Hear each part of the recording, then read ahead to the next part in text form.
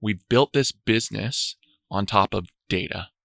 When we were starting the business, when I had this vision to start pray.com and build the digital destination for faith content, I believed that we were going to need to win on technology, and I believed that we were going to need to win on content. Well, the way that you build high quality content and high quality technology consistently over time is by analyzing a tremendous amount of data. From the beginning of our company, we built this thing called a customer data platform. So we have over 50 million profiles. So you lay this foundation for this customer data platform. And what can you do with that CRM? Well, you can build new software features and tools on top of it. On the advertising side, the product that you create is podcast. It's content. Well, how do we know who to make content for? Maybe we look at the data and the data says you need to reach moms and grandmas. And then we would apply that same thing to our subscription business. Then we launch an audiobook with James Earl Jones, which we have in the app, James Earl Jones reading the Bible. And like everybody is willing to buy that. Everybody converts on that. And we're able to look at the data and we can say, look at the conversion rate and also who are the people that are converting on James Earl Jones.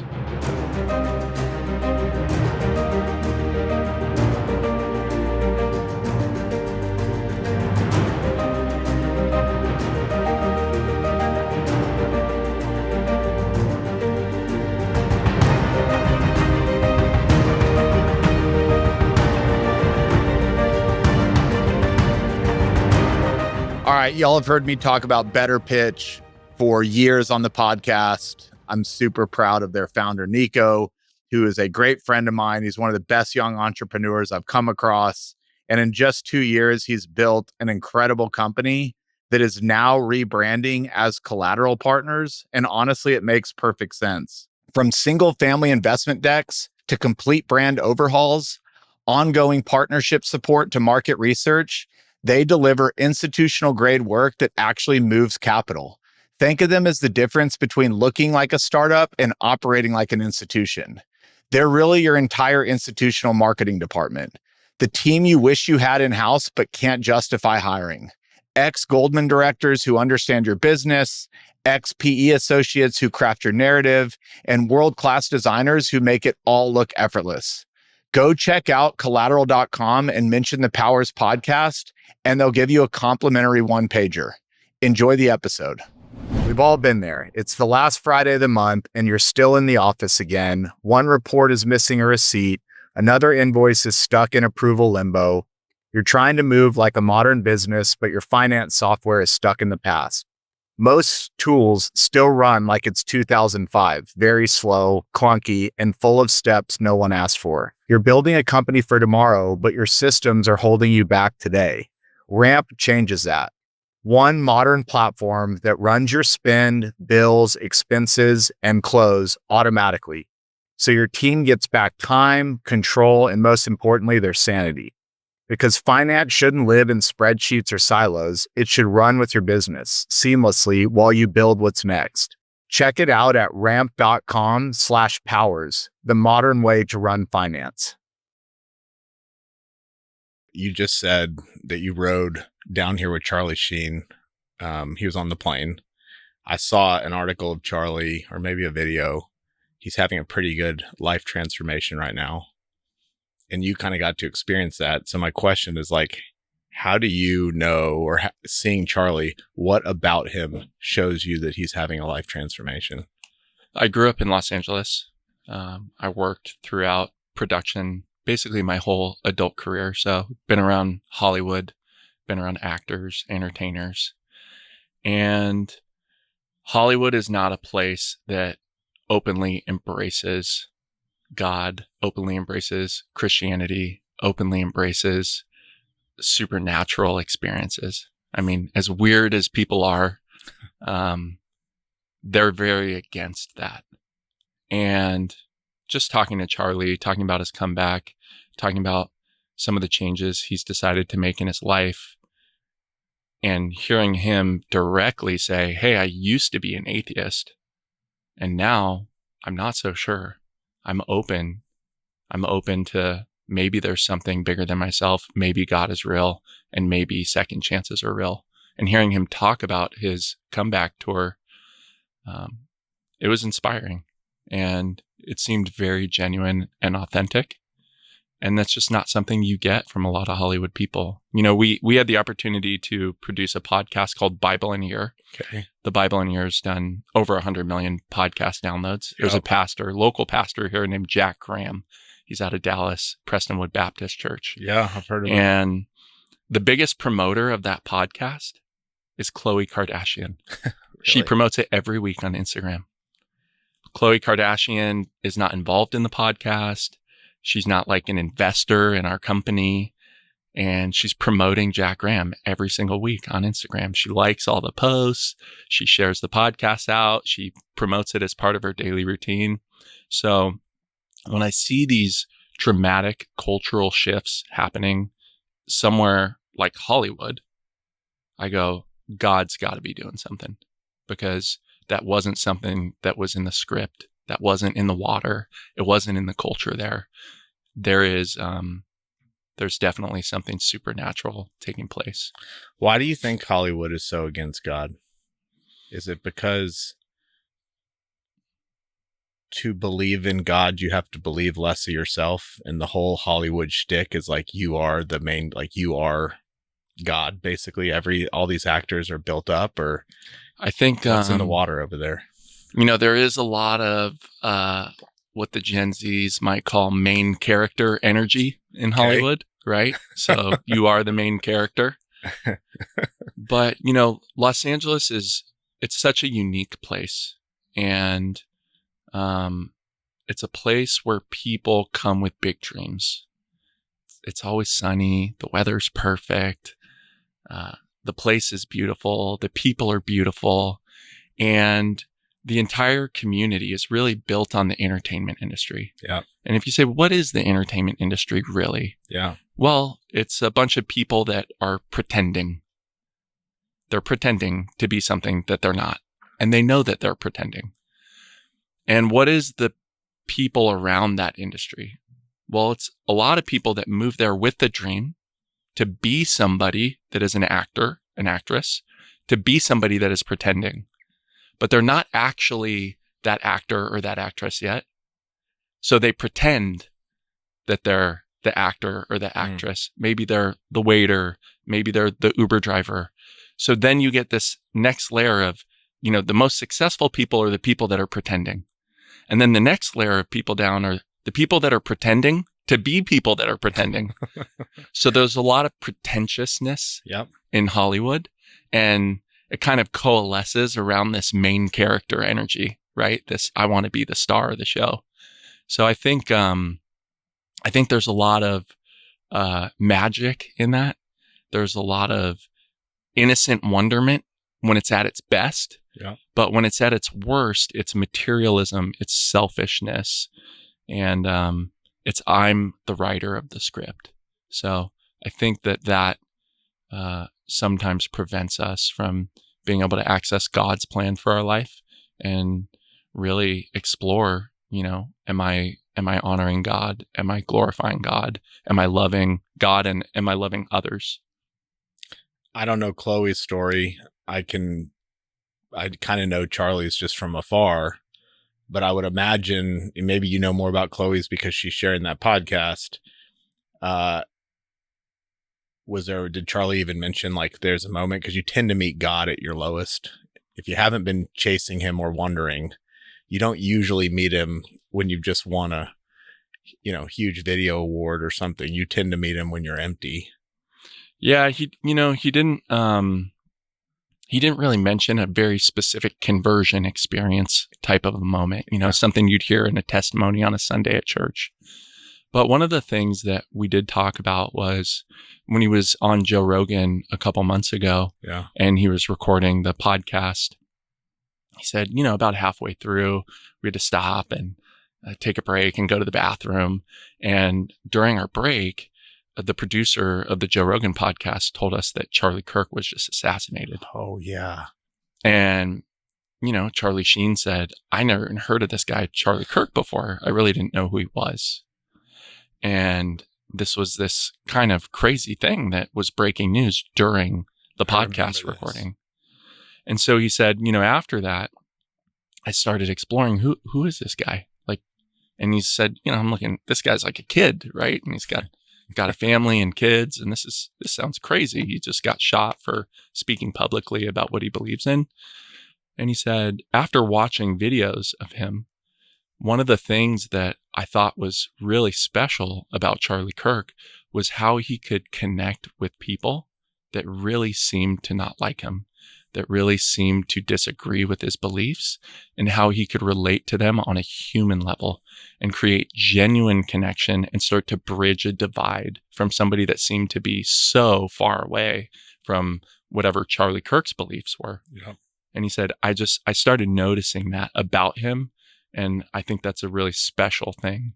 So I think that might have been, I don't want to speak for Charlie Sheen, but I think that might have been a potential pivotal moment for him as well. I think it was for a lot of people. And whether you are new to the faith or you've been in the faith for a while, it definitely was a culture shifting moment. Yeah. Like, I would be curious, and we'll get to the business you run today, but through your view of the world, like, how has that moment, what have you seen? Like, what has happened to pray.com since the Charlie Kirk movement? Like, what are you seeing happen since it's been 2 or 3 months now? Yeah. Is it something like you've never seen before? Is it just business as usual again? Or is there clearly something moving?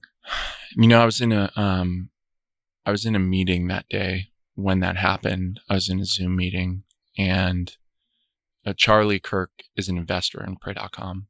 The Kirk family is an investor, and Turning Point was also a customer of ours. Okay. And so we got notified pretty much real time. And my first instinct was just, I hope he's going to be okay. Yep. And then after watching the video, I had the same reaction that probably millions of us had, which is, this is just absolutely horrible, absolutely devastating. Like, what a tragedy. And I've been through tragedies before, but I couldn't imagine what his whole family is experiencing, and all the people that work with him. And so, I'm going throughout that day thinking, what is our role in this? We're pray.com, right? My job is to be a hope dealer, and how bad am I doing at my job? By the way, if somebody wants to kill somebody like Charlie Kirk, a man that loves his family, that promotes family values, that promotes love, that promotes Jesus, that promotes Christianity, like, I'm thinking, like, I need to step up and do a way better job at doing my job. And then, we did our best to kind of honor him and his family and share some of the best content that we had about him to kind of help fortify his legacy. And in the days and the weeks and now a couple months following, we've seen a massive resurgence in people coming back to Christianity. The way we would measure that is app downloads, conversion rates in our app, social media views. I think we're doing probably like 50 to 70 million views on our social media a month. And before that, it was probably half that. Yeah. So we're really seeing things skyrocket for us. Okay. You said you're a hope dealer. Let's go back now. When we first were talking, I want to talk about the journey to becoming a hope dealer. Yeah. But you said something interesting. You said that you thought you were going to spend your career, I think it was taking pictures of the earth. Yeah. One, like, I was a kid, I never even thought about that. So, like, how do you even get to a point in life as a young person to go, like, this is what I'm going to do? Too many alien documentaries is really what are aliens real? Elon says if they were real, you would hear it from me. And then, like, everything else you read is like, there's about to be a bomb drop that aliens are real. Where do you sit on this issue? I think that somewhere out there, something is waiting to be known. Okay.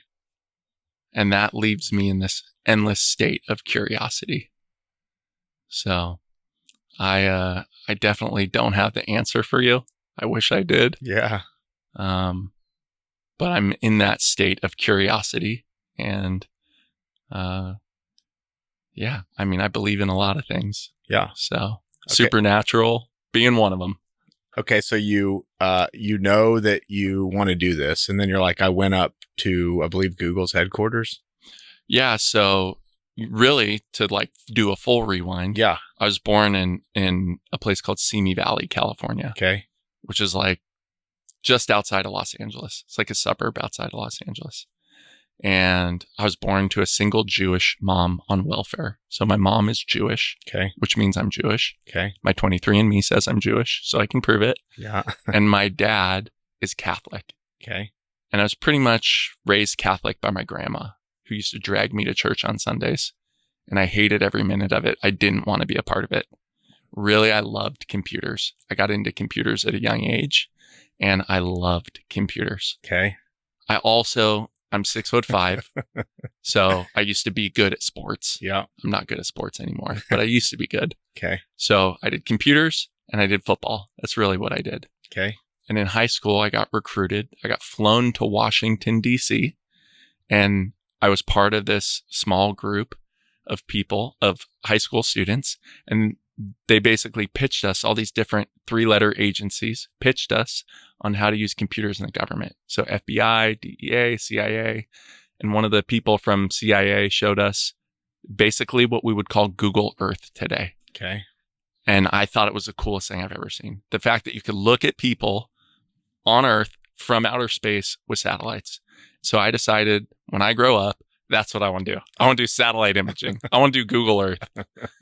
And after talking with the gentleman that did the presentation, I said, hey, how do I do this when I grow up? He said, oh, you go to Annapolis, the United States Naval Academy, or you go to the Air Force Academy and you major in computer science. I said, great. So that's what I'm going to do. So I decided to go to the United States Air Force Academy out of high school to major in computer science and get into satellite imaging. And my first year at the Air Force Academy, I dislocated my shoulders, collapsed my lung, broke my hand, got pneumonia, and ended up with an honorable discharge. How did that happen?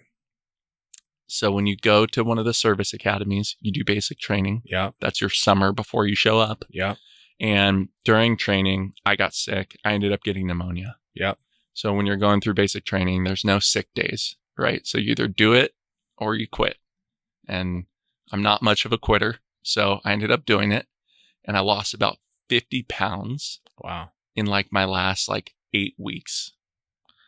So I went from being this high school 6'5", 250-pound offensive tackle to being like 190 something. Okay, so you have an honorable discharge, and then what happens? So then I'm basically leaving the Air Force Academy in shame.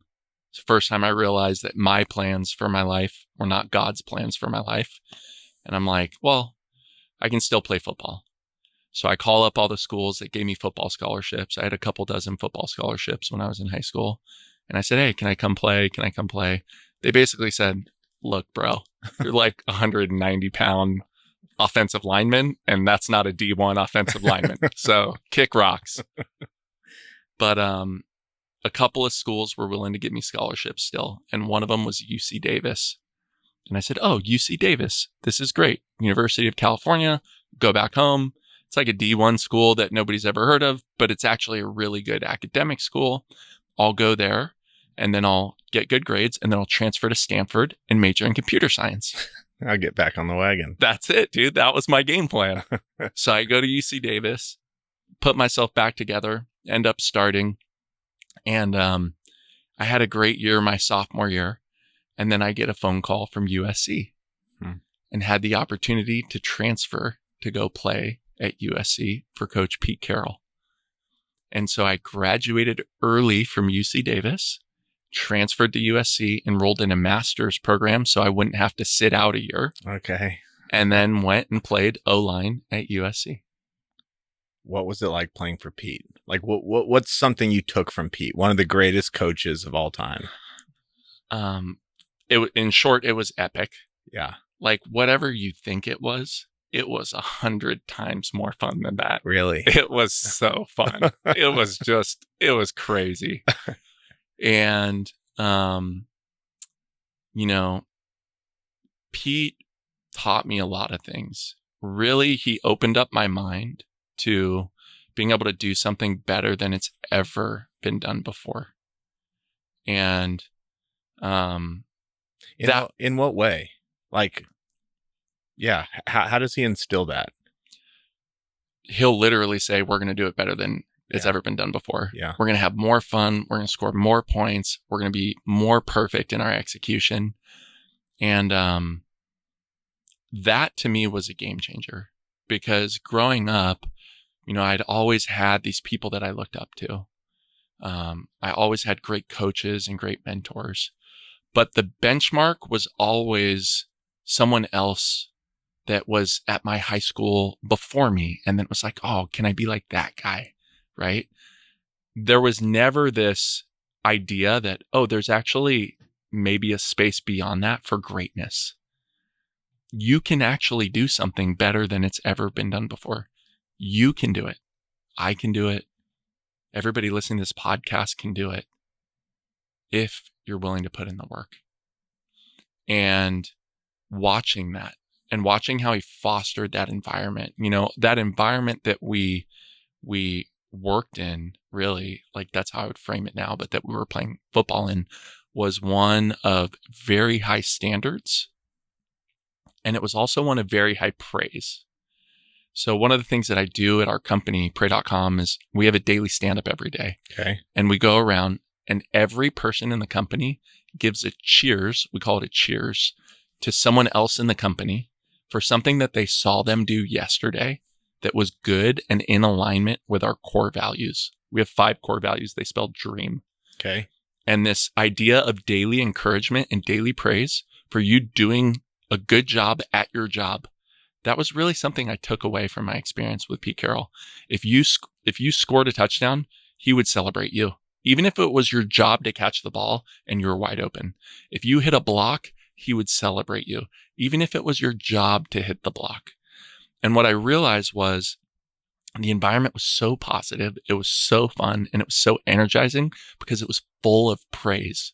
Because he's definitely going to tell you when you miss the block. Yeah. And he's definitely going to tell you when you drop the ball. Okay. Yeah. Right? Yeah. So that's not absent. Yeah. But are you being equally as intentional about praise as you are about criticism? And that was really something that I think I've tried to carry into my companies as an entrepreneur. Yeah, because especially startups, like it's not that a lot goes wrong, but it can be really stressful.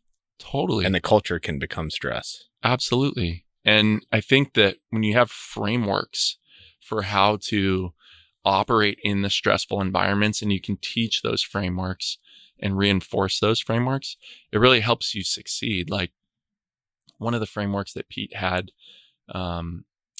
when we're playing football was, he has these 3 rules. So the first rule is protect the team. And no matter what, you do everything you can do to protect the team. The second rule is no whining, no complaining, no excuses. And the third rule is be early. And he will beat those 3 rules into you. I mean, like, I can't even believe I just remembered them, actually, because I haven't played football for almost 20 years. Yeah. But, that's like a framework. At pray.com, we have something we call mission, team, self. Okay. And I really hit on that with the company. And we use it and we talk through it. And every time we have problems, we work through our frameworks. And I think that if you have a framework for life, you'll never be lost, even when you're in the unknown. And is your job as a leader, do you ever get the feeling that sometimes you're, like, how do you put them into practice? I guess from the standpoint of, you talk to some people and they're like, we have values and we have culture, we have all this stuff, but it's kind of like words on paper. What you're talking about is like frameworks that like get people aligned and get people going. What's like an example of like how that mission team, was it mission team player? Mission like team self. How does that like play out throughout a day or like somebody's job? Yeah. So, let's work through let's work through a real example of your business. Okay.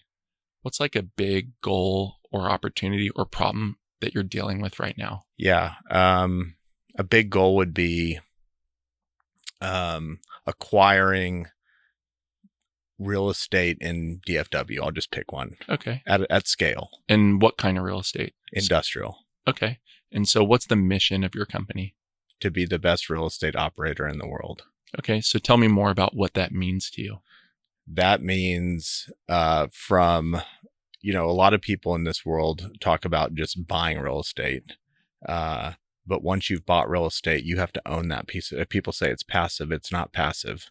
There's a million things that happen over a 5-year period of owning something, from little things like getting buildings painted, lawns being done, tenants paying rent, insurance being bought, not only bought, but bought at the right price, which can take a lot of time and learning over time. That's fixing roof leaks. That's fixing tenant complaints. There's just like lots of little things.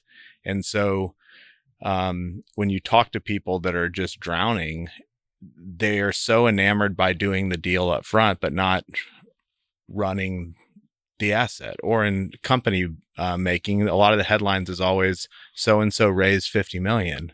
There's never the article of like, well, how did they operate over the next 10 years to turn it into something? And so for us, that would be just day by day decisions to get the most out of each property, to keep tenants satisfied, to keep costs down, to keep revenue going up, and having a mentality of how do we get the most value out of this property? And a lot of that's going to come from a lot of tenant satisfaction, and you also have bills to pay. And so are you getting your cost structure right? Are you able to negotiate better? Do you know what a bad contract looks like versus a good one? And so when I think of being the best operator, it's really getting the team's mentality to, we don't just buy things, we have to operate them really well. And when you look at, not just in real estate, but in any business, the greats are really good at operating. The headline's fun to talk about, but it's like what happens in the middle that kind of defines you.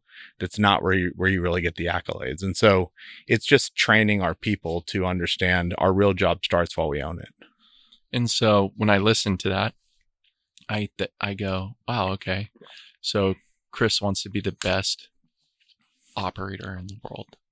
And I hear a lot of language around operating the property the best. And then separately, you talk about taking care of the tenants. And then separately, you talk about, do you know how to paper a good deal, a bad deal, a good lease, a bad lease, right? So those are examples of really when you say operating and you're talking about like the margins and the cash flow on the asset, that's team. Yeah. But then you said tenants, that's mission. Yeah. And then are you good at papering a lease or not good? That's self. Okay. So then I go, oh, like immediately when I listen to Chris, I go, oh yeah, he's team, then mission, then self right now. And so how might we reorient that? And I'd say, hey, Chris, let's change our language so that we are always tenant first, because your mission is to be the best operator in the world. And I believe for you to be able to actualize that mission, you have to be the best landlord in the world that serves your tenants the best. Instead of reacting to fix the building never breaks. How do we make a building that never breaks for our tenants? How do we make it so that our tenants never have to worry about flooding because everything's graded properly and the drains are clear? How do we make sure that no tenant ever worries about rain leaking through and messing up all their product inventory or their equipment? And that's mission. And that's how we're going to focus this business. And you as the leader, right? If you wanted to embrace that mindset, you go, that is our new standard. That is like the Fort Capital standard now. And I'm going to embrace it. And if I'm not embracing it, I want you to call me out on it. And I'm also going to hold you to that standard now too. Now, we're not just doing a nonprofit, right? So I'm not buying fancy bean bags and soda machines and, giving away money. Okay. This is a business. We are mission first, but margin also matters. So we're mission and margin. So now let's talk about team. Who is the team? Team is anybody that owns shares in the company or LPs or however you structure your business, and anybody that's getting a paycheck. That's the actual team. Yep. And so the team formula is really simple. Revenue minus expenses equals profit. So you want to prioritize the team. You make revenues go up. You make expenses come down. You make profits go up. That's the team formula. It's not magic. If you really want to get advanced on team, you move from the cash flow formula and you can move over to the enterprise formula or the enterprise value formula or brand, or in your business, maybe it's called equity, right? And we go, oh, well, we did this thing and maybe it didn't change revenue minus expenses equals profit, but it made the property more valuable. Yeah. Right. And in like my company, it'd be like our brand is more valuable, right? Because I have this like digital property called Pray.com. Yeah. So that's part of team too. And then you go to self. Self is like, do you suck at doing leases? Or are you good at it? Do you know how to do the little calculator on like the net operating income? Or are you good at it? Do you personally get satisfaction out of your day-to-day task list? Or is it training for you? Because we got to optimize on the self level too, right? And if we can prioritize the mission, then the team, then the self, and care about all three, we can build something that is long-term, that is sustainable. And when we're in a space of the unknown or confusion, should I buy this property? Should I not buy this property? Let's change the dialogue so that we talk about all three perspectives. Hey, Chris, I see that you want to go buy that property in the stockyards. Explain to me how it makes sense from a mission perspective. Oh, well, it's like they renovated the whole place. There's this like super fancy hotel down there. There's a bunch of traffic in and out. Amazon like needs like a fulfillment center there. You know, we can make this the coolest place for the coolest customer to want to rent and work. And it's going to be a blast. They're going to love every minute of it. Cool. That makes sense from a mission perspective. Now show me the numbers. Make it make sense from a team perspective. Oh, well, revenue minus expenses actually equals losses on this property. Doesn't seem like it makes sense. Okay, well, what about from a self perspective? Well, I just love this area. I grew up here, and you know, the way the sun rises in the east and it sets in the west it's really special. And okay, so you want to do it, and maybe it makes sense from a mission perspective, but it doesn't make sense for a team perspective. We got to kill the deal. And or on the other self, it could also be, do we have the skill sets on the team? Because do you run that at the team level, or could it be we don't profit plus expenses minus expenses equals higher profit, and then you go down to self? But you could also run a world where it's like, but we don't have the talent on this team to run this beautiful hotel. We've been industrial people or something like that. Yeah, you totally can do that. Or you can just say, you know what? I don't like that. Yeah.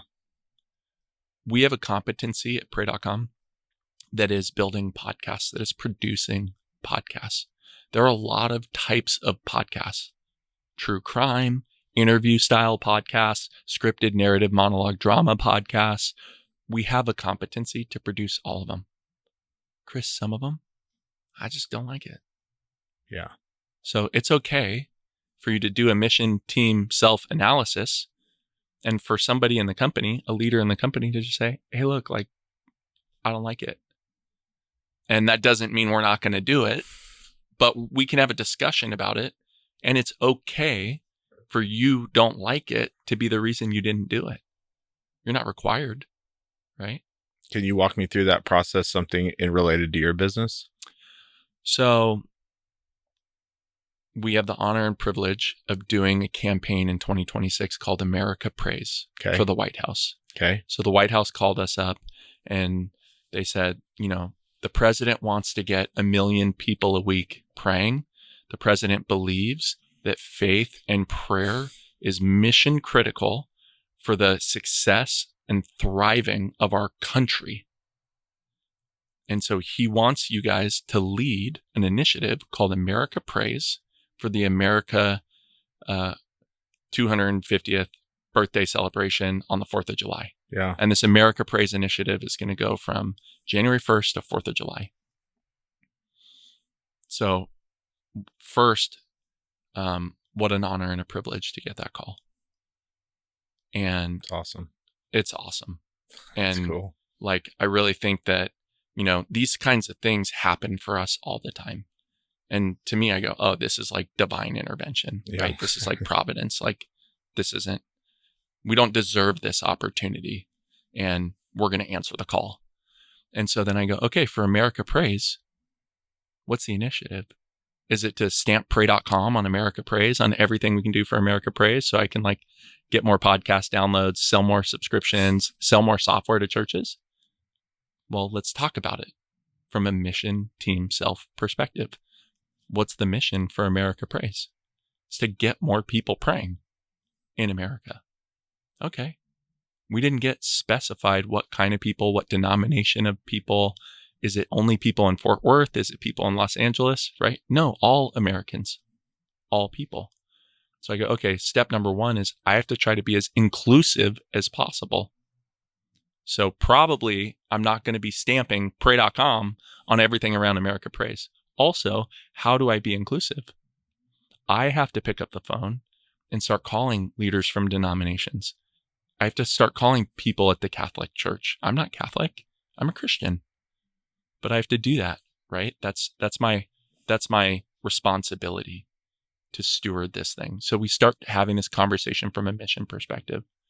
Then we dream up a bunch of big ideas. Wouldn't it be cool if we got a bunch of 18-wheelers and buses and we went to all the colleges all over the United States to do America Prays? Okay, but that's going to cost us like $30 million, right?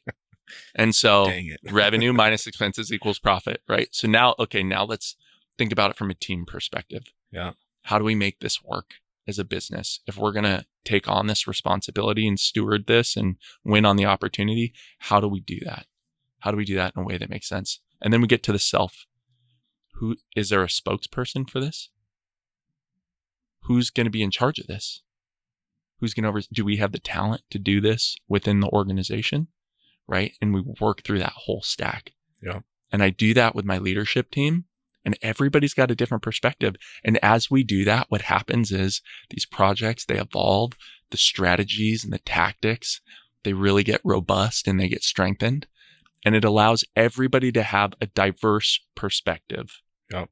So we get that, we get to use diversity, right? A lot of people think diversity means your skin is black and my skin is white, so we're diverse. Yeah. No, it's cognitive diversity. Right. It's you think differently, I think differently. You're a, ENTJ on the Myers-Briggs and I'm like something else, right? Yeah. So let's use all that. Let's use all those giftings so that we can strengthen each other, so that we can strengthen the organization, so that we can strengthen the mission and serve people better. Can you share how pray.com is going to lead this initiative forward? Not yet. Yeah. I can't disclose too many details, but what would you want out of America Prays? You're an American and you pray. So what would you like to see? I think for people that pray already, and you talk to a lot of people, they pray. A lot of people, they get up early, they pray at night, they pray with their families. I think the biggest shift is, one, like education, like to be able to pray, you got to kind of know how to pray. And I don't think God judges us on our prayers, but a prayer shouldn't just be like, God, I need this, I need this, I need this. It's not a request list to your creator. So I think understanding God's design for prayer at its most fundamental level would be good if we're talking about educating an entire country. And then the second would be, once they've learned, maybe obviously through the app that you have, obviously you already have it there. I've been on the app, materials on here's some prayer material that you can use. You can come up with your own. You can use ours. And then I think the third, and maybe I think it's as important, is trying to get people comfortable with praying with each other. God wants us in community together. Life as a Christian alone is not really a life as a Christian. I mean, God's very upfront that he wants us in community with others. And you talk to a lot of people, even watching Charlie Kirk's episode and kind of watching X the following days when everybody was like, I'm going to church for the first time and whatever. I think a lot of people feel like if they're not there yet, or they haven't been praying, or maybe they're not a believer, this whole idea like, man, I got to clean my act up for like the next year before I go approach God again. And God's kind of saying, nope, it could start right now. And I think the easier way for it to start right now for a lot of people is one, knowing who their father is, knowing how to pray, but also like a really easy way to get in a community with other people. Because when you get in a community with other people, you realize really quickly walls come down. We're all sinners. We've all got issues. It makes it a little more inviting. I think some people think Christians have it all together. Sometimes, like what we believe in the most, we're not great at showing other people. We're sinners. We're in need of a savior. We're going to screw up. That's why we're here. And so I think if I was trying to educate a whole generation, I would want them to know that and know Christianity isn't about being buttoned up and approaching God with all these things that you're going to go do. It's kind of admitting like, Lord, I'm a sinner. I need people to walk with, and I need to learn more from you. I don't know if that was a good answer. I mean, that was great. that was powerful. So educate me on how to pray. Educate me on who God is and what prayer can do for my life, maybe how to pray. Offer me educational materials. For a lot of people, that's just a Bible, but one of the greatest things this generation has going for it, and you mentioned this earlier, you hated going to church as a kid. I think all of our generation did. Church was so stale. There was no I was talking to somebody the other day, you just see some of these Bibles now, you can't wait to open it. There's pictures, it's cool. You open those pew Bibles from the 90s and it's like opening up a cardboard box. I mean, it was as boring of a thing as you could read. Just service was boring. And we live in a world today where believing can be also entertaining and can be, a lot more fun, I guess. So provide me those materials. And then once I've built the confidence of who God is, how to pray, I've learned more. The third step would be, please help me get into community with other people or show me how I could do that. And so if we were to say, Chris, we have limited resources for this, and we can just make up a number of, what amount of capital that means. What groups of people would you want to prioritize the most for a campaign like this? Kids, adults, people in cities, people in rural areas, rich people, poor people? How would you think about that? I think one of the biggest issues in America right now is the decline of kind of just men and what we've been taught over the last 20 years. And you kind of watch when a man stops being faithful, starts declining, starts trying to be maybe more feminine or not live by rules of masculinity, like everything else starts breaking beneath it. So for my own heart, one of the groups I think that need to be reached are men, because I think when men are strong, they're better to women, they're better heads of the household. It kind of starts with a healed man, if that makes sense. Now, this could get some flack and we could debate. There's lots of different groups. The short answer is reach everybody. But if we had to pick a group that I think has the most impact, and I've seen this in my own life, I've seen it with a lot of the men I walk with, a healthy man really radiates to the people around him. And who are those people around a healthy man? Who do you see them impact? A wife, their kids, their coworkers, their community. But let's not get too broad. Like, let's just start at the household formation. And if you don't have a household formation, a strong man is also probably more likely to get married and build a family. So you're probably on the road. The fracture of the American family has been going on for a while. People aren't getting married as much as they were. They're not having kids as much as they were. Now, we could talk about whether that's for cost, but I don't actually believe that's the real reason. There's data that show that women don't respect men like they used to. And, what's the most famous app in the world right now is like OnlyFans. Women, like, we've democratized basically prostitution. And I think a lot of that stems from like weak men. I think weak men allow this stuff to happen. And then you can go to other countries. You see wars typically happen by, crazy men. Women don't start wars, men do. And And it's not just the men doing it, it's the men being complicit with the men doing it. Mm-hmm. And so I personally think we bear a lot of responsibility. I know the Bible says that we do. Not in a way that puts pressure that's just going to break us, but puts pressure on us to say, I don't have it all, so I need you. And once a man can kind of get there, I just think it can help a lot of people around him. Now, that's not saying a healthy woman isn't needed or healthy women wouldn't be great. And I'm not really going to backtrack or give a political correct statement. That's where I see the biggest issue in America right now is with men. And so who are some of the healthy men that you've had in your life? And what are some of the biggest lessons that you've learned from them? Oh man, my entire, one of the things I always say, God has given me so many incredible men in my life that I don't deserve. People that you and I know, we know lots of them. We won't go down the list. If they're listening, they know who they are. Men that are in their 70s. I've got a gentleman who's been on this podcast, mid 50s, been walking with him for 15 years. Not listening to him, I joke, for the first 6 or 7. My dad. What do they have? They're consistent.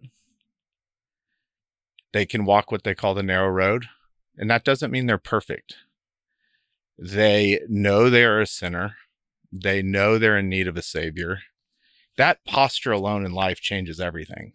They are just naturally more humble. They are more generous. They're more patient. They're more gentle. That doesn't mean they're weak. Some of these men could tear your head off. They listen, but they also like stay kind of to the truth. So I think for me, like what great men in my life have done the most for me is once I know I'm sinning or I've done something wrong, naturally we can kind of build a case around that. Even though we know in the back of our head, I'm not right, we'll build a case around ourselves. A really strong man like won't bend on it. They'll kind of be like, yeah, we can sit here for the rest of the day and you can try and convince me that, but they're pretty consistent. And I think one of the scariest things a man could have is a man in their life that is mostly consistent, but then occasionally like, yeah, I get it, which is nothing biblical. It's more just like, I'm going to let you just kind of do your thing. And if you really respect that type of person and you take that to heart, you can see men make really stupid decisions because somebody they respected kind of gave them a pass on something. Yeah, you don't have those friends that really hold you accountable. Correct. To the truth. There's one truth. Yeah. The problem is in this culture today, and I've fallen this probably daily, probably hourly. I want to bend God's word occasionally to my will. And we've grown up in a society today where even the people in the pulpit, they don't preach some parts of the Bible because our culture doesn't want to hear it anymore. And I think I read More Than a Carpenter. I've read Reason for God. More Than a Carpenter had a bigger impact on me. But one part that really stands out is kind of like you bending God's word to the way you think it should be is yourself making yourself God. Is you saying, look, I've looked at all the facts in this tiny little world I live in with this tiny pea brain, and I think God should have said it this way, and that would make more sense, and therefore that's the right thing. That is diminishing the vastness of God, the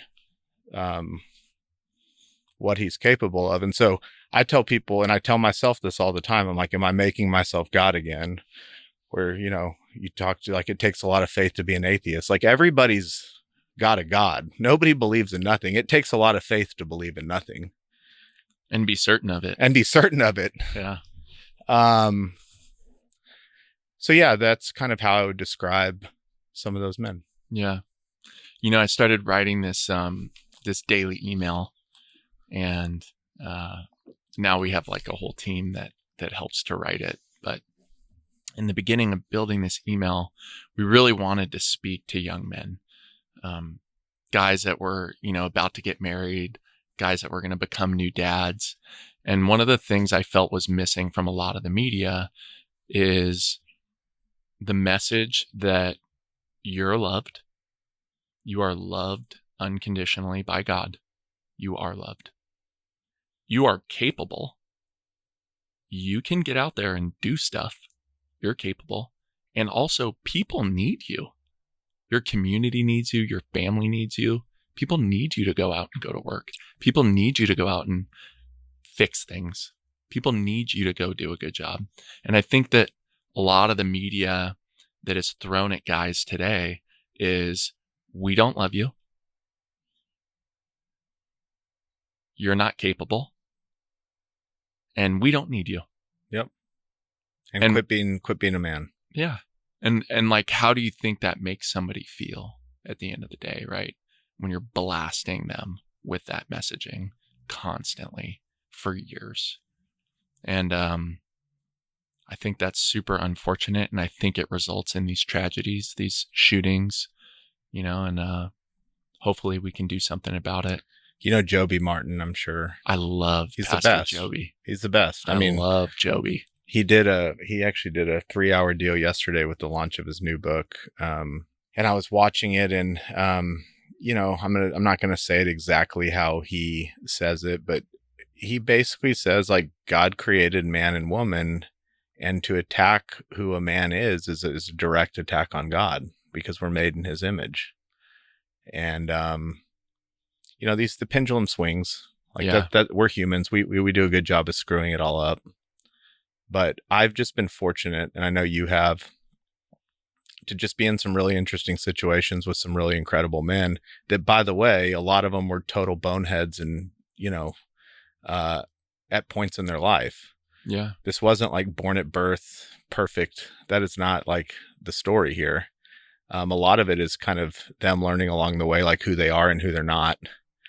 And for me, like, a huge part of my kind of story was starting to understand who I'm not. Yeah. Because when we kind of grew up, especially as a man, you're kind of made to, like, pull up your pants, sack up, take it on the chin, shut up, and just like keep pushing. And for someone like me, like, you can really build that complex up towards, like, I don't need any, I just need to keep grinding on I can get this. Cause that's kind of what we tell little kids, even like when they're little, probably not even meaning to do any harm. Yeah. It's funny. I don't really talk about my kids that much, and they're very young, but we're doing solids now with my twins. What's that? And like, purees. Okay. So they're 8 months. And, my son was like being kind of fussy, and I kind of said something back to him, and my wife was like, "Don't do that. Like, he's a baby." And I'm like, "He's a boy. He needs to be tough." She's like, "No, he's a baby. Yeah. Like, give him a hug, give him a kiss, tell him he's a good boy." And I'm like, "Oh, okay." So, when you get that kind of toughness mentality ingrained in you, yeah, and then you just kind of project that, I think it limits the development, it limits the growth. At least I've been limited. My EQ is not where it should be. So I've got 2 daughters that are older, so those are my first 2, and then you have my son's my youngest, and it's just 2 different parenting, like, just like innate. So anyway, yeah, we tend to the cool thing for men, though, is, again, I just think there's such an opportunity for them right now. So if I hope you reach a category, it would be men. And if I had to dissect within men who, just like, not being biased, but people that have a lot of influence and are over quite a bit. Yeah. Although, I think all men need it. Men that are in high positions probably need it the most, because it gets more lonely. And we've seen even, we don't have to name names, but you often see men, even pastors and just people that we think are just amazing, and they kind of keep it all together until the end, and then they just do something super stupid. And you're like, how did you had all the, especially some of these mega pastors, you're like, how does that actually happen? What you've been preaching for 50 years is like what got you. Yeah. And I think the common thread is, like, they become more alone, or they become isolated with just like yes people or people that really won't call them on their BS anymore. And that's how you see some of the greats topple. And so maybe going back to what being in that community or having a small group is, I think one characteristic that all these men that I described have in my life, they have great inner circles of somebody they can pick up the phone and call almost immediately. None of them are just lonely introverts that know nobody. They all have a solid 4 or 5 people. Yeah. And they, a lot of the people in their group are, they're battling similar challenges. Oh yeah. Right. So to your point, as you kind of ascend in a career, if you have the privilege to be able to become a pastor of a mega church or a CEO of a company, right? Your reality starts to look a little bit different. For sure. Your world starts to look a little bit different. And it can become much more difficult to curate a community of people, not only that are where you are, but that have been where you want to go. For sure. That can kind of help you along the way, not make as many of those bonehead mistakes that we all make. So, and you've been in YPO. I know you're in YPO. We get to luck out. Like I remember walking into Forum for the first time. I was 28, and our Forum's been around 40 years. We have an incredible group. Confidentiality was like preached to the highest. Like this is the one thing you don't break. And I was told going in, like, just be real transparent. And I remember writing like my first update. It had like 0 transparency. And I'm sitting across the table from this, business giant that lays out something. And it was like the first time in my life I'd ever been like, oh, wow, people, this is transparency. It's been 10 years now, so it seems a lot more natural. But it also made me realize, like, it took me till I was 28 years old to really understand what it's like to be vulnerable and tell somebody what's going on. That's a long life. That's a long time. It's a long time. And I think that's also part of why we have a mental health epidemic in the country. Yeah. Because think about how we grew up. Bikes, friends, doing things outside, right? But now the kids don't even have that. It's home, alone, on a screen. So if it took you until you were 28 to be able to open up and be vulnerable and get real, and you grew up with great parents. Dad. So maybe to my dad, I was able to be vulnerable, but outside of that, yeah. And so then think about what's it like for a 14-year-old today. Yeah. Like if it took 28 for you, what's it going to take for them? One thing, and I think part of quote unquote being a man is also knowing that you can be vulnerable.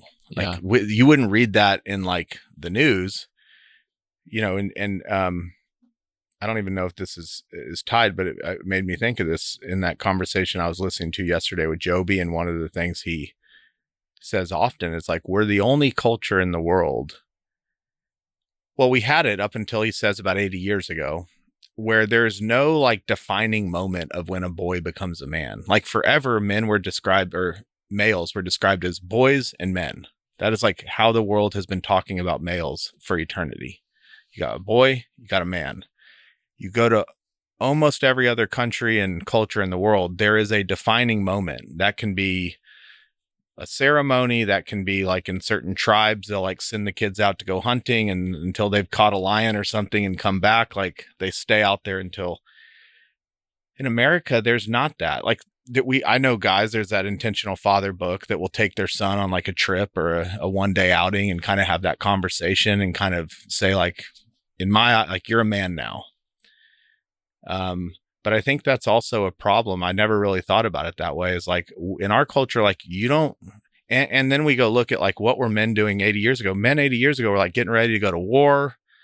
You talk about the male of 80 years ago, by 19 years old, these guys were like, on the battlefield. Yeah. Not judging our 19-year-olds today, but it looks a lot different. And there's something to that there's not a defining moment that like boys kind of get told like it's time to be a man. And oh, by the way, this is kind of what being a man should mean to you. And so then what's our responsibility in helping shape that for future generations? Pray.com or just us? Us as men, right? I think we need to get back. I think we need to make it mainstream that there should be a way, whether it's a father to a son or if somebody doesn't have a father, like there's a defining moment to where somebody can take on that responsibility. And I don't know exactly, you're probably better at that than me. But that again is probably another consistent thing amongst the men around me. Maybe they don't all do it, but almost all of them, when they talk about if they have sons, have talked about these trips that they'll take or the way they'd helped develop their son. And a lot of it is in the vein of like preparing them for manhood. Yeah. Yeah. It's so interesting.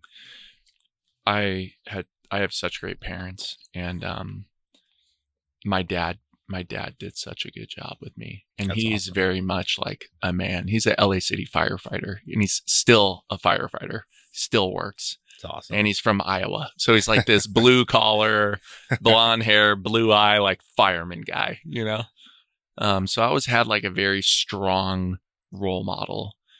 And something that I noticed was when I went to the Air Force Academy, when I completed basic training, he started treating me different.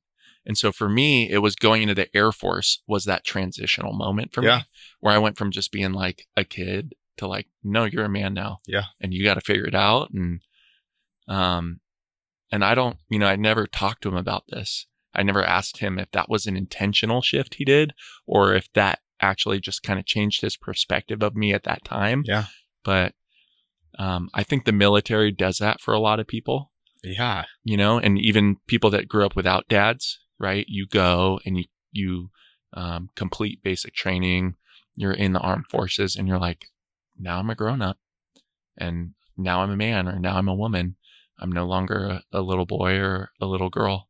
And I think that's been we don't have to keep going on it, but I think that's been a lot of I think inherently in all boys, they want to become men. And they've been living in a world that's kind of like, don't become who you're meant to be. And so it creates a lot of confusion, whether they understand what they're feeling or not. I think that's how God has designed us, is to become men. And so when your innate way your creator made you is aiming you in this direction, and then the world's come up with another formula for how this should go, it creates a lot of confusion. Especially when it's when you also push a selfish narrative. Correct. Right? When it's not honoring God, and when it's not living your life with biblical principles to the best of your ability, right? And you disrespect women, and we end up with the rise of, an OnlyFans or something like that, right? Yeah. And then, of course, women aren't going to respect you back if you're not a respectful man. Yeah. It can just change on a dime. And the proof of that, although there's many in the Bible, is just go like, look who wrote most of the New Testament. This guy that was a terrorist, like Paul was a modern day terrorist. He was killing people. He was torturing people. If you were a Christian, and he saw you, you were toast. And you would think there's no way God could use that guy. That's the worst of the worst. And he ends up writing half the Bible. And so the encouragement to me is one, God loves idiots. But you're never too far gone. In fact, the further gone you are, the more fertile the soil is to come home. And the door is wide open. Yeah. Zero judgment when you walk through that door. Being a Christian always sounded weak to me. Prayer sounds weak, right? It kind of does. Oh, this is it is so soft, right? You almost named it weak.com. Yeah, it was going to be weak.com. We pivoted though. It worked out.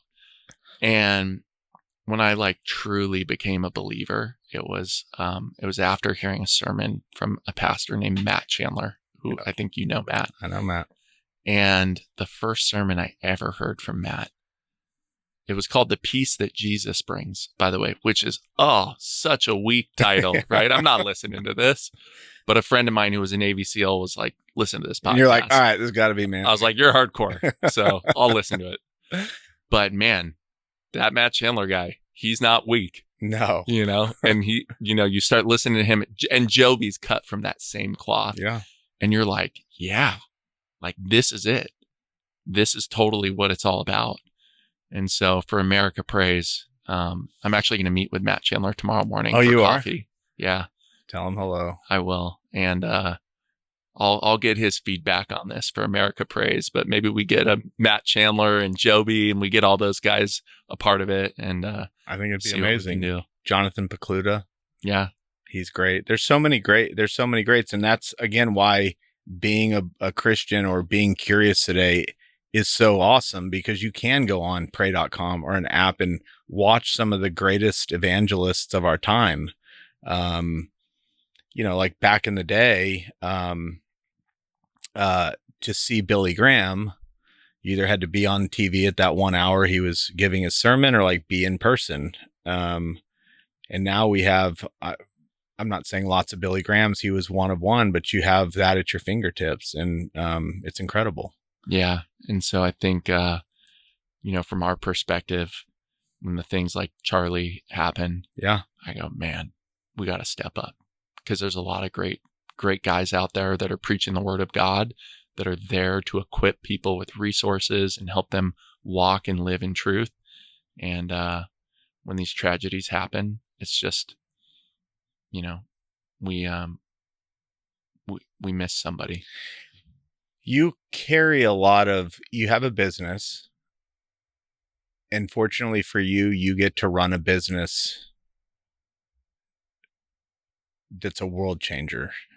And kind of going back to whether it's this deal that you're going to do with the White House for America Prays, or you kind of mentioned like when you were telling me about Mission Team Self, like measuring things that aren't just metrics, more people on the app.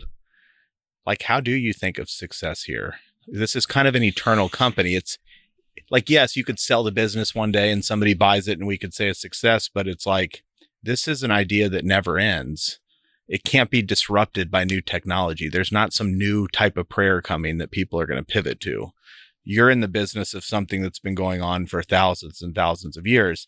Tesla's amazing, but somehow we could come up with a hydrogen car tomorrow, and Tesla, I'm making up stuff. So you're in this like unique industry where, food comes and goes, fashion comes and goes, technology comes and goes. You kind of live in a world where like, this isn't going to get disrupted, at least the thing. Yeah. So like, how do you think about success? Like, how will you know if you did a great job here? I mean, I think there's a lot there. Right. And to your point, people were praying 10,000 years ago, and they're going to be praying 10,000 years from now. Yeah. I've been an entrepreneur for a long time. I've started a few different companies, and I've always looked up to these brands that stand the test of time. Like Levi's, why does that thing still exist? John Deere, why does that still exist? Ford, right? That's still around. And I go, pray has to become one of those things. And it has to be a beacon of hope for people all over the world, way beyond my lifetime. And we have this brand, and it's the number one brand for faith. And you can go measure it a bunch of different ways, but it's the best brand. It's already the best brand. It already wins. So the way that I think about my job is I go, oh, my job is actually to lay the foundation to build into that thing that has already won. So what's kind of crazy about my mindset of where I'm at now, and I might not be there forever, is I feel a weight of stewardship and responsibility to lay that foundation and not mess it up. I'm not thinking I have to get it to $1 billion in revenue a year. I'm not thinking I need to have 100 million daily active users. That's not how I think about it. I think about it is I better lay this foundation good. I better make sure that our company culture is operating on Mission Team Self. I better make sure that we are adding enough value to people's life so that we can earn the right to exist tomorrow, because the job we have is so big, and it's gonna need to be done beyond my lifetime. We've had a bunch of acquisition offers that we passed on, and there's Mission Team Self conversations, and you might call it intense moments of fellowship around, when those offers come in, because this is a for-profit business. Just like HarperCollins, the largest book publisher of Bibles, is a for-profit business, right? And so there's a lot of people that are a part of this business for profit. And so when we have those profit-based opportunities, having those conversations that are mission team self, those can get heated. And the responsibility that I feel like I have is God chose me to be the founder and CEO of Pray.com.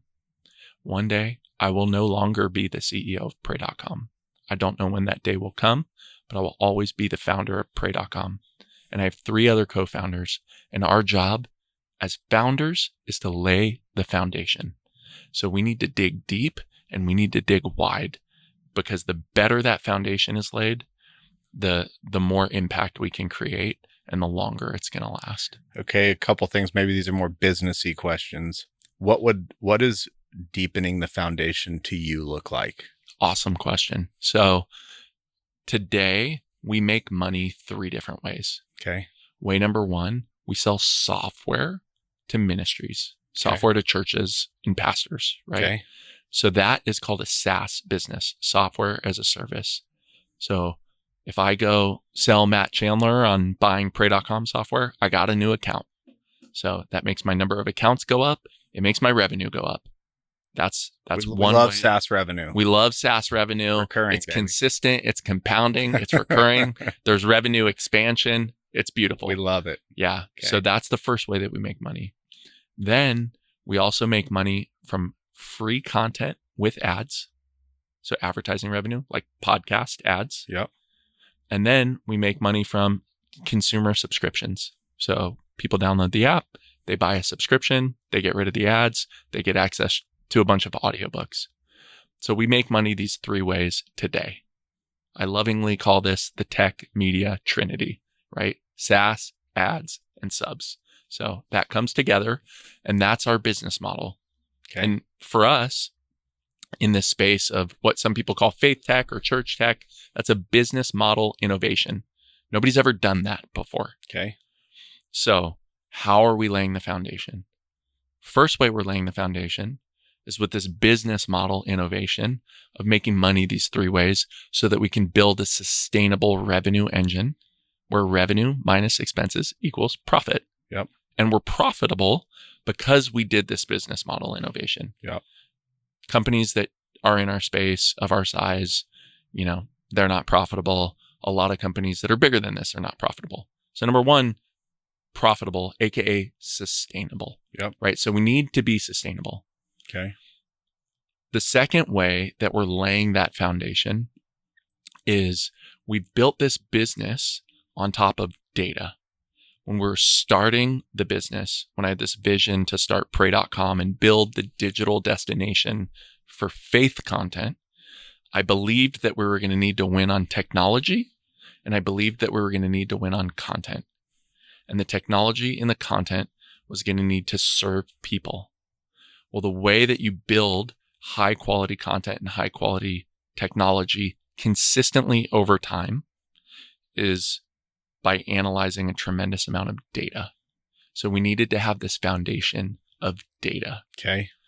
And so what we did is from the beginning of our company, we built this thing called a customer data platform. So we have over 50 million profiles from people. And what that might actually look like is like, think of it as a big CRM, first name, last name, phone number, mailing address. It's like a big CRM. Except when you're building a consumer technology product, you call it a customer data platform. Okay. So you lay this foundation for this customer data platform. And what can you do with that CRM?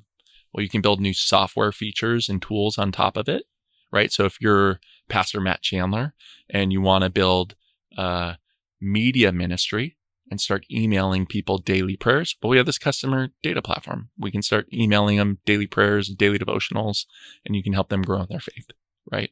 And that could be a software tool that we charge money for. On the advertising side, the product that you create is podcast, it's content. Well, how do we know who to make content for? We can sit here and brainstorm and say, we want to reach men because we feel like this is like an acute problem in our country. Well, maybe we look at the data and the data says, actually, you need to reach moms and grandmas. And these were just like two young white dude CEOs that were like, oh, we should reach men because like, that's us, right? And it's like, oh no, actually like we need to reach moms and grandmas based on the data. Yeah. Okay, well the podcast or the content that we would create based on that data is totally different, right? Yeah. It helps inform us. And then we would apply that same thing to our subscription business. And we say, okay, maybe we launch a podcast, maybe we launch daily devotionals with Tim Tebow. And we're like, this is going to be a great show.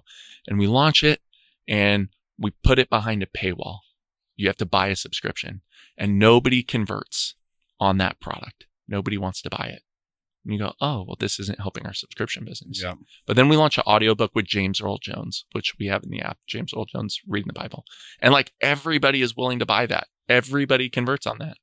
And we're able to look at the data and we can say, look at the conversion rate and also who are the people that are converting on James Earl Jones. So how do you lay the foundation? Number one, you have to have like a really strong business model. And then you're going to want to scale that business model. And in the business that we do, you use data to scale. So you have to have a big data foundation. Now, a lot of other companies that make subscription apps or media apps, they don't do that. They don't have data. They don't use data. What they do is they make a podcast and then it gets super popular. Yeah. And then they're like, oh, we have a media company. Because it turns out Chris doing the news every morning is like super popular. So let's do like 5 other media products or media shows, right? And that's how media companies are built. A lot of software companies, a lot of SaaS businesses, it's usually somebody has a problem. Like, I'm not, it's a pain in the butt for me to go do my expenses on my receipt. Can you just make a software tool that like lets me take a picture of my receipt and it auto does my expenses to my accountant so I don't have to worry about it? So they're going problem by problem and they just kind of build a big SaaS company that ends up being an amalgamation of all these features that they were just going to solve one problem at a time. Right. But they're not necessarily building on top of data. Right. Now, what I didn't know when we started pray.com was that AI would come into play. That was going to be my next question. I had enough of the foresight and vision to lay the foundation for a customer data platform, but I didn't have the vision that AI would absolutely transform our world in 2025. And it just so happens that AI needs data. And now that we have this proprietary customer data platform, we can build proprietary AI tools and solutions to help people. Did you have that vision for the customer data, the CRM? Or did a mentor, somebody say like, you need to take this seriously up front, or did you just see this right out the gate? I had the vision for the CDP, right? Yeah. The customer data platform, which is like the CRM. Yep. And the way I got there was the first company that I started when I was in college playing football at USC was, it was a production company. We created video content. And I was in school and my teacher gave us a homework assignment. He said, think of a business that couldn't exist 5 years ago that would boom 5 years from today. And this was back in 2008. And I said, there should be a company that makes professional YouTube videos for corporations. And my teacher said, what's YouTube? So I built this production company, and the production company was a service business. I essentially was getting paid for hours of labor. Yeah. And you can only succeed so much until you start to get burned out. Yep. Like at about 110 hours of work a week for like 4 years in a row, Yeah. you start to get a little burned out. So at some point I said, man, I need something more scalable. All my like smart friends ended up getting into real estate, and they're talking about something called mailbox money. And I don't even know what that means, but apparently they're getting paid while they sleep. I don't either. So if you keep going. So then I was like, all right, I need to build a product company. Okay. So my second company was a stock video footage company. So do you know what a stock photo is? Yeah. Okay. So it was that, but for video. And back in 2011, when I began building my second company, Video Fort, Amazon Web Services just kind of became cheap enough and fast enough where you could do stock videos. And during that time, I had the world's largest library of aerial and nature footage. So if you've seen like Discovery Planet Earth, like I owned all that footage. And I had to learn how to title, describe, and tag every video clip, like 50,000 video clips. And I started to learn about just organizing things with data and how important data was. And I didn't do a good job of doing the titles, descriptions, and tags. So my website, my e-commerce website for Video Fort, it didn't work that well. It was like a total disaster. I lost like hundreds of thousands of dollars of my own money. But there were these other companies like Shutterstock.com that were platform businesses that already had the data competency. So I basically wholesaled my products to them. They took care of all of the data, but I got to see how it was done and I got to see my errors. And then I realized it's not a service business that's the best business. It's not a product business that's the best business. It's a platform business.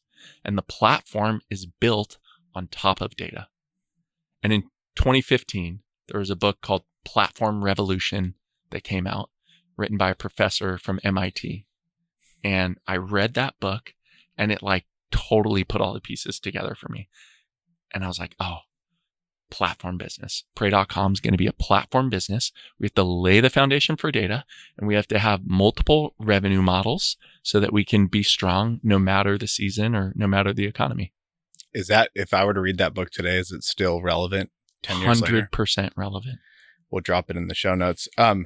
On Pray.com, which is the number one destination, how did you become number one? So was it because you had the data, but there's so much more to it? Because I would have to imagine, and maybe you would just say like there just wasn't a lot of competition, that there were a lot of people like trying to put something like this together and maybe it failed, or maybe you were kind of the first and you just won the market quickly. How did you become number one? And I know like incredible team, we can all that stuff, but what's the magic? In 2016, when I had this idea, and you know, the idea was really I wanted to build this like digital destination for faith. I felt like that was what I was supposed to do. I would say that I felt like that was God's purpose for my life. And I didn't have the domain pray.com. How much did you pay for it? You don't have to tell me. It ended up, we got a very good deal. We ended up paying just under a couple $1 million for it. That's pretty good. That's a lot. But we got a very good deal.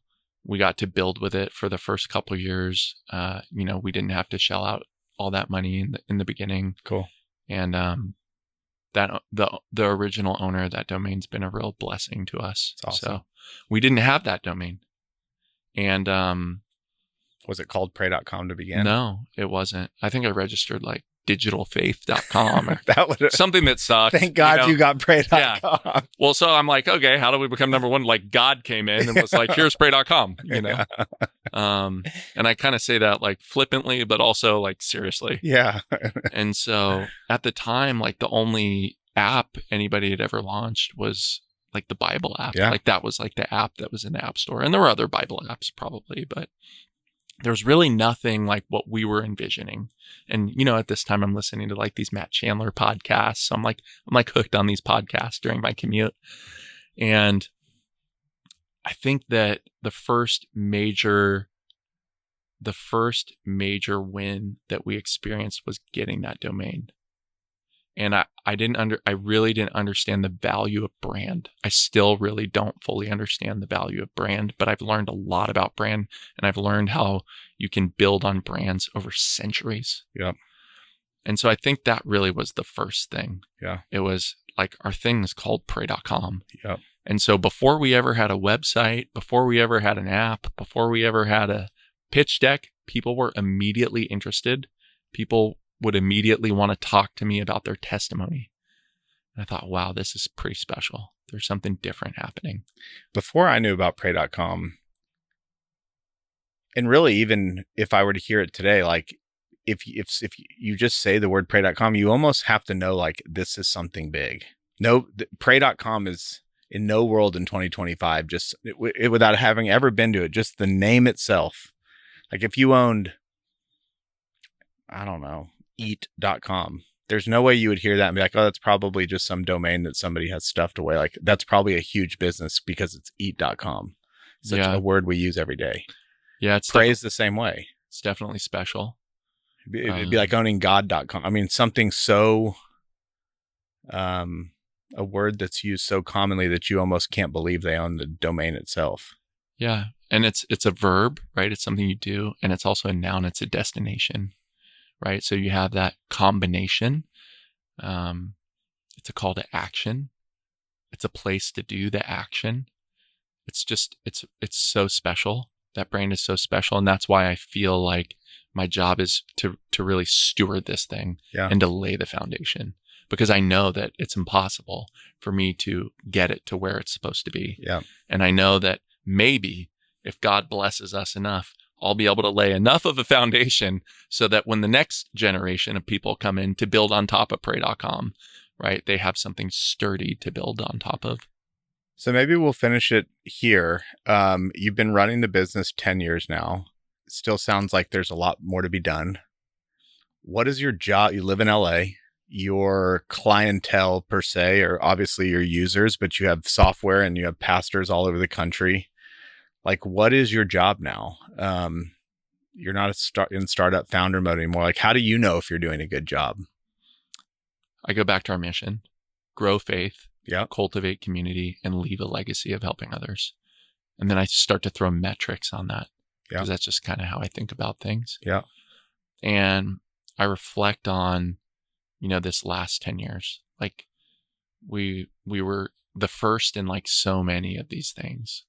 We had like the number one podcast, and we topped the App Store, and we're the first company ever to do clinical trials on the efficacy of prayer on mental health and the efficacy of digitally enabled prayer on mental health. We're trying to inspire a generation of companies to be able to come into building products and services at the intersection of faith and mental health, right? So I think, okay, our job was to in the beginning was to make this a thing. It was to help to create an industry. And God really gave us some extra juice because we didn't have the master plan. Yeah. And now there really is an industry. It's growing. It's thriving. Yep. We're doing all kinds of cool partnerships with telcos and companies all over the world. So there's a thing. Yeah. So then I go, okay, well, where did I fail at the last 10 years? I have a lot of failures, but one of the biggest areas that I think I failed at is supporting these communities. And really, to me, it's the pastors, right? Because if I can build something for Joby that really supports Joby, because he's the community leader, right? Yep. He's building community in Florida. He's building the small groups. He's getting everybody connected. Matt Chandler is building his community in Flower Mound. He is the community leader. I think that we have failed at pray.com at building technology that really supports the communities, the ministries. And so the next 10 years of pray.com, at the last 10 years, was inventing an industry, laying a foundation, getting attention, showing people that there's a there. The next 10 years is really fortifying these ministries and helping ministries solve their biggest problems. And their biggest problems look like reach, engagement, and also monetization. Yep. A lot of times they don't want to talk about monetization, but they need to get new donors too. Yeah. And we help them with that. We help them get new donors. We're helping them build out small groups. We're helping them evangelize and disciple. And so the better the tool set is that we can equip them with, the more effective they're going to be in their local community and the more change they're going to be able to make in the United States. This conversation was so great. Dude, thanks. Thanks for saying that. I was like, I didn't know what we were going to talk about when I rolled in. Honestly, even I haven't looked at my notes one time. I think we got to a few of them, but this is wildly better than I was. Not that I had a low bar. I just didn't know it'd be this great. This was awesome.